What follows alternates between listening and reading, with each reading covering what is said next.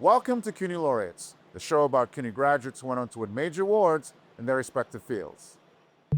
On this episode, we profile another 3 Pulitzer Prize winners who graduated from the City University of New York. First, Harold Schonberg devoted his life and his writing to the thing he loved most, music. Then, Annie Baker rewrites theatrical conventions with her unique style of dialogue and lack of dialogue. Finally, we learn how dramatist Howard Sackler managed to reveal the problems of the present by writing in the language of the past.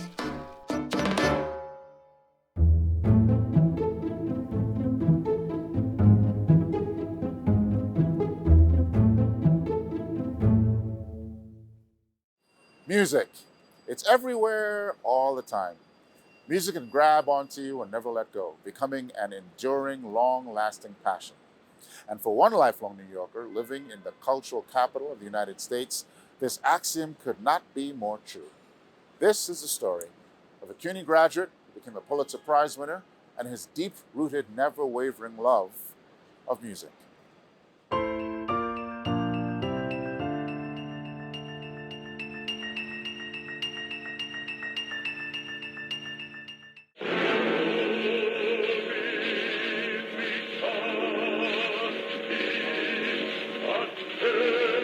Imagine walking into the old Metropolitan Opera House in New York City, that cathedral of classical music in America, for the first time. And imagine you're seeing your first performance at this iconic venue. And now, try to imagine you are 12 years old, and you're sitting in awe as the company performs the 5-hour Die Meistersinger von Nürnberg, the opera written by Richard Wagner. So big, so beautiful, so much what his dreams had told him it would be.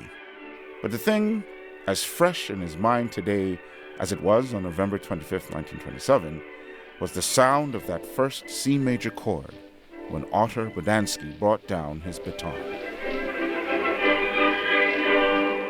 These were the words of Harold Charles Schonberg, written 39 years later in the third person about this formative experience at the Met Opera. In his column, printed in 1969 in the New York Times, Schonberg, as a seasoned music critic, reflects on this moment, one that set him on the path for the rest of his life. The chord rose to the dress circle, and he felt as though he could reach out, touch it, caress it. He had been to concerts before, but somehow, in this vast, dark auditorium, there was a different feeling to the texture and even the organization of this chord. It sounded warm and cozy. It covered him like a blanket. The Wagner opera affected him deeply, so much so that it set him on his career path. In 1981, in his collection, Facing the Music, he wrote, "When I was 12, I resolved to be a music critic. I figured out that to get paid for doing the thing I loved best, listening to music and comparing performances, was the life for me." But the influence of music in his household plays a key part in his prize-winning story. Schonberg was born in Washington Heights in 1915 and was raised in Brooklyn.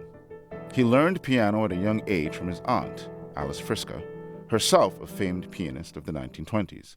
But it was his father's collection of Red Seal records on the Victor label, featuring stars like Enrico Caruso, that captivated him at a very young age.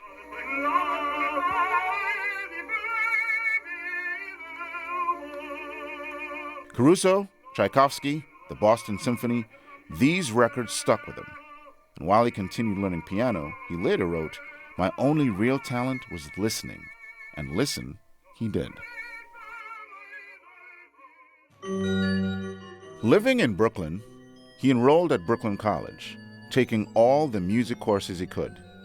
He wrote an early piece during this time for the Musical Advance, graduated, and moved on to NYU, where he earned a master's degree.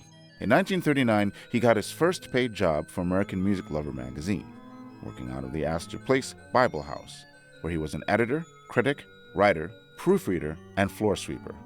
This was the early days of vinyl records. Thousands of classical records were coming out every year, and he was the record editor at the magazine. It got to be a terrible chore, but there were compensations, all kinds of new music to hear, new artists to evaluate, new audio techniques to explore.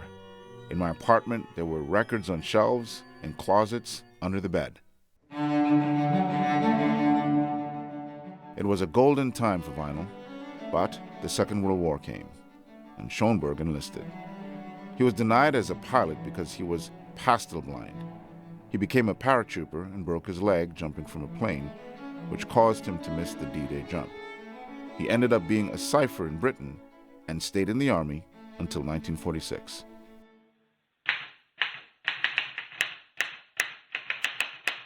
What is it to be a music critic? Schoenberg wrote deeply about his vocation. In 1981, he reflected that the senior music critic has the last word. He is the expert. Music critics, after all, are in effect telling Rudolf Serkin how to play the piano, Zubin Mehta how to conduct, John Vickers how to sing, and to do that, one must have a lifetime of background and knowledge to fall back upon. And to get to this point, one might have to be afflicted. I cannot remember ever not listening to music, wrapped in it, living with it, and living it, totally responding to it. For Harold Schoenberg, there was no other path. After the war, he worked for the New York Sun. He was a reporter on the City Beat, while also reviewing records. This led him being hired at the New York Times, eventually succeeding Howard Taubman and given the title of Senior Music Critic. Right or wrong has surprisingly little to do with criticism. Criticism, rather, has to do with concept, with idea, with an effort to pass the creative processes of somebody else's thought through a critical filter and throw light on the work. It is a critic's job to make a reader think, and beyond that, there's little he can do. It was during this 20-plus year career at the Times where he made his mark. He wrote daily reviews and a Sunday column, writing on everything and anything to do with classical music and the New York and international scene. Opera at the Met, Mahler and Bach, and Vladimir Horowitz. No one but Horowitz plays so brilliantly voiced a piano, and no one has this particular kind of sonority. Schoenberg also wrote of travels abroad to places like Russia and China, about summer festivals, trends, and new composers. After 11 years, he won a Pulitzer Prize in 1971, the first music critic to do so. His work cited from that year ranged from a piece on the state of Russian classical music to the robbery of the International Piano Library and an appreciation of Peter Maxwell Davies. In 1972, he covered the famous World Chess Championship in Reykjavik between Bobby Fischer and Boris Spassky. And as well as working for the Times, he wrote books on the almost exclusively male great pianists, composers, and conductors of history. Later, Schoenberg wrote about his life as a music critic. My ideas about newspaper criticisms are simplistic. My paper pays me to go to a musical event and write what I think about it. I'm perfectly aware of the responsibilities of a powerful critic, and of course, the Times critics are ipso facto powerful critics. But as long as a critic maintains his integrity, plays no favorites, works out his love for his art, has a passionate conviction, and brings to his work a background equivalent to that of the musicians he's reviewing, he can do no more. From a young boy whose love of music started almost from birth, who wrote, "I also discovered that I had a strange sort of disease. Music was always in my head, waking and sleeping." There seemed no other path, then, for Harold Schoenberg, having failed to become a pianist, to write about music for all of his lifetime. There was no real job, at least through the years. I was never conscious of working.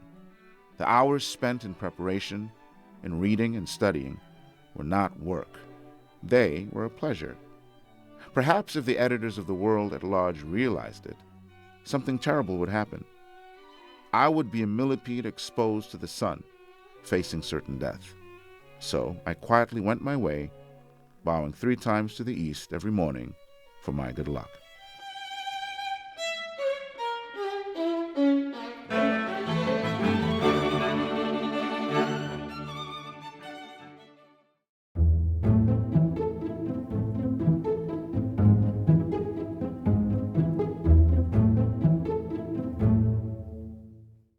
Most of us probably realize that the polished and deliberate dialogue of movies and plays often have little in common with the way people really talk.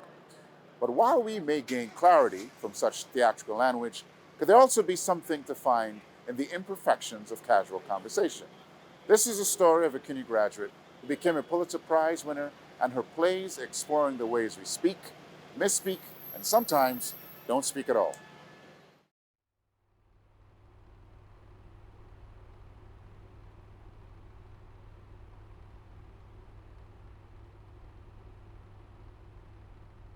One,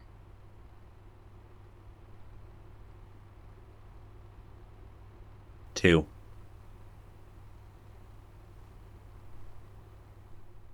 3, Start again. 1, 2, 3,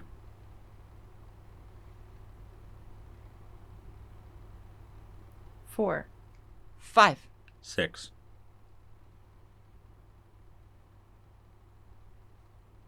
7. Shoot. Start again. 5, 6, Circle Mirror Transformation, the 2009 off-Broadway play by Annie Baker, is set in a small-town drama class where a series of theater exercises slowly give way to interpersonal conflicts and revelations among the characters. It's a play that's characteristic of Annie's interest in depicting things rarely seen on stage: settings, gestures, speech patterns. Even silence itself is granted particular importance in her work. Long, often awkward silences that capture a kind of reality rarely staged in theater. As a teenager growing up in Massachusetts, Annie Baker developed an interest in how people really spoke and would secretly record and transcribe conversations to gain insight. Playing back the recordings, she realized that people rarely spoke plainly, and that conversations were filled with hesitations, false starts, and indirectness. It was at Brooklyn College where she sought to build a playwriting career out of these everyday observations. Pursuing her graduate degree under the author and playwright Mac Wellman, Annie studied a broad range of disciplines from philosophy and psychotherapy to narrative theory. But from these lofty academic materials, Annie constructed unique visions of the lives of ordinary people, from drama students and small-town professors to high school burnouts and movie theater cleaners. Hey. Hi, Avery. Sorry. You're late. Yeah, I was just about to. Yeah, I'm really sorry. Yeah, My dad was supposed to give me a ride, but then he couldn't, and I had to take like 3 different buses to get here, and I'm still trying to figure out. I don't really need an explanation. It's just. No, of course. I just feel bad, and I can totally reassure you that it won't happen again. It just puts me in an awkward position because The thing is, I'm actually like this obsessively punctual person. I'm like never ever late, and this was just like a crazy anomaly with the buses, and now I know, and I can promise you that it will never happen again. Fine. The Flick, which premiered off-Broadway in March 2013, is about 3 employees at a small movie theater in Massachusetts who spend their time between screenings chatting about cinema and life. The play derives, in part, from Annie's own lifelong love of cinema. As a young girl, it wasn't posters of pop stars or Hollywood celebrities that plastered Annie's childhood bedroom, but rather the films of French New Wave director Francois Truffaut. But when, as an adult, Annie attended a screening of one of her favorite films, Ingmar Bergman's Fanny and Alexander, she realized that something was wrong. The movie was being screened digitally rather than on 35mm film. By polishing away the imperfections, dirt, and splices of film, something crucial had been lost. Hey, would you ever show me how to use the projector? It's just like a shitty old 35 mil. No, I'm like, that's why I wanted to work here. This is one of the only theaters left in Worcester County that has, I'm obsessed with film and like old. I actually refuse to work at any of the theaters that just do digital. But everything's gonna be digital in like 6 months. Seriously, Steve is an idiot. If he doesn't go digital or sell this place in the next year, it'll shut down. Yeah, I guess I disagree. Or I think that's really immoral. What is? projecting a movie made on film through a digital projector. Annie's plays, in their own way, seek to recreate these imperfections. Like the dirt and scratches of 35mm film, the interruptions and awkward silences of Annie's work capture something essential about the art form. They invite audiences to examine physical space in detail and to observe the nuances of speech that they might otherwise miss. It's a technique that asks for patience but rewards with insight. In 2014, the flick was awarded the Pulitzer Prize for Drama, one of many awards Annie Baker has received for her work, including an Obie in 2010 for Circle Mirror Transformation and a MacArthur Fellowship in 2017. Most recently, Annie has spun her love of cinema into a new pursuit. Her first film, Janet Planet, which she both wrote and directed, was released in 2023 to widespread acclaim. At once both naturalistic and uncanny, Annie's plays continue to explore the nuances of communication and the silences in between, aiming to reach into the mundane and grasp the profound. 1, 2, 3, 4, 5,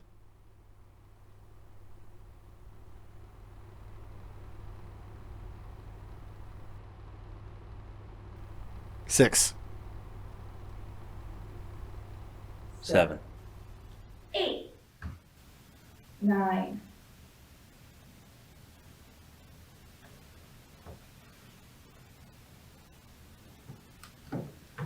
10.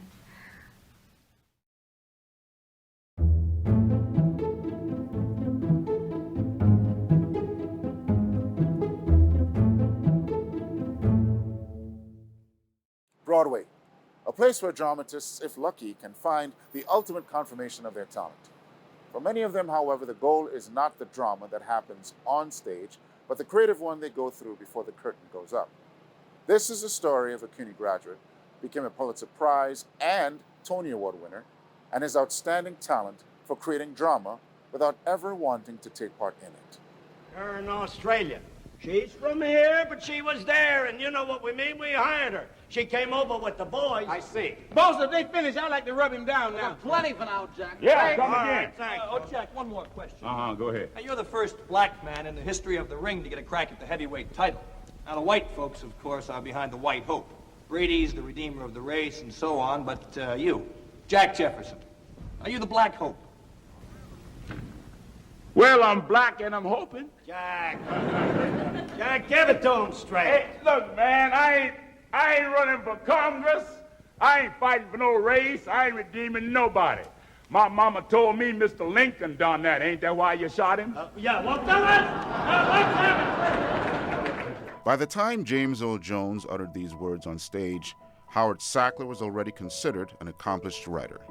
His play, The Great White Hope, based on a true life story of Jack Johnson, who, in 1908, became the first black heavyweight boxing champion, immediately started sparking controversy, both amongst liberals and conservatives, blacks and whites. Yet Howard, the ultimate shy guy of the Writers Guild, did his best to distance himself from political commentary. I kept to the line right through, of showing that it wasn't a case of blacks being good and whites being bad. What interested me was not the topicality, but the combination of circumstances, the destiny of a man pitted against society. It's a metaphor of struggle between man and the outside world. Unfortunately for Howard, the 1960s were not the best time to shy away.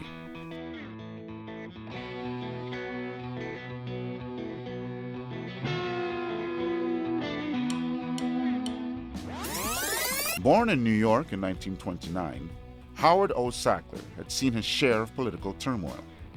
By the time he joined the student body of Brooklyn College, America had already gone through the Great Depression and World War II. And although the post-war era brought a sense of unity and a promise of a better future for all, political tensions were far from over. It was in this atmosphere that young Howard developed his appreciation for historical research. but also found his lifelong passion, poetry. It was at Brooklyn College where he began honing his writing talents and developed friendships that would propel him into the world of creative writing. Jules Chemetsky, Howard's school friend, recounts, Sackler was the star of the class.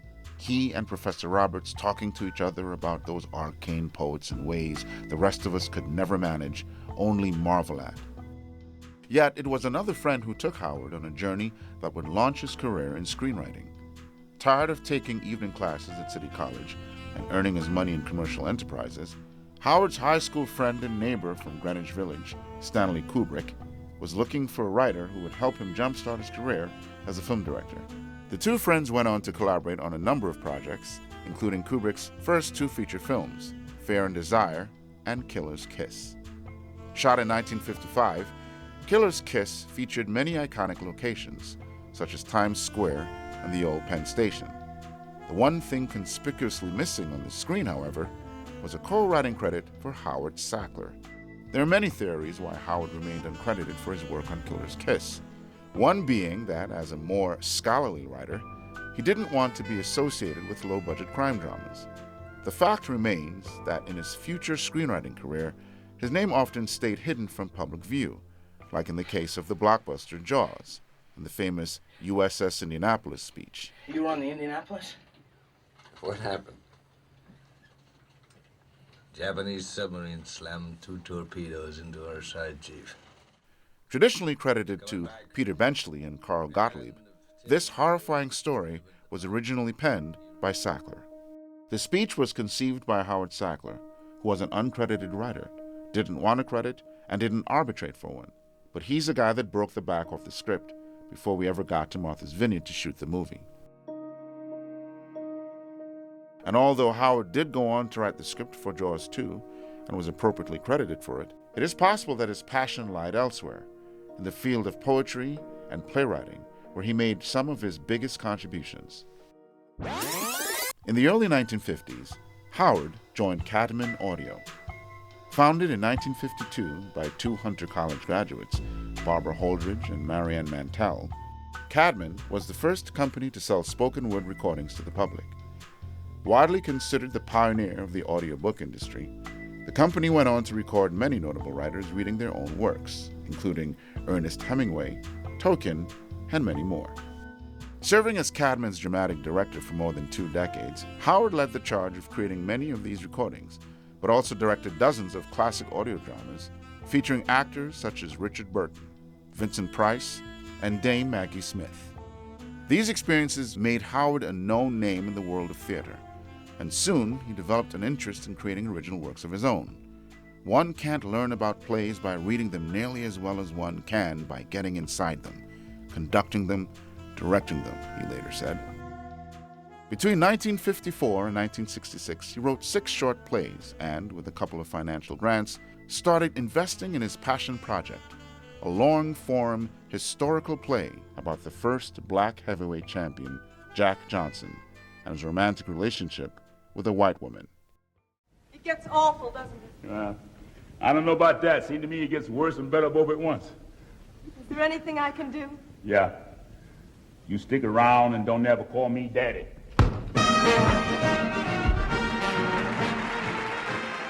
The rest, of course, is history.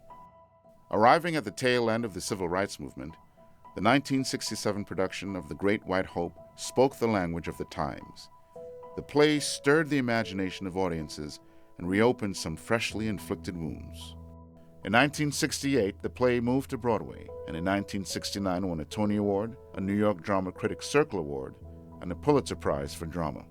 It propelled the careers of James Earl Jones and Jane Alexander, who won Tony Awards for their performances, and in 1970, after the release of the film adaptation, were both nominated for Academy Awards. Yet even after such a major accomplishment, Howard remained careful not to draw too much attention.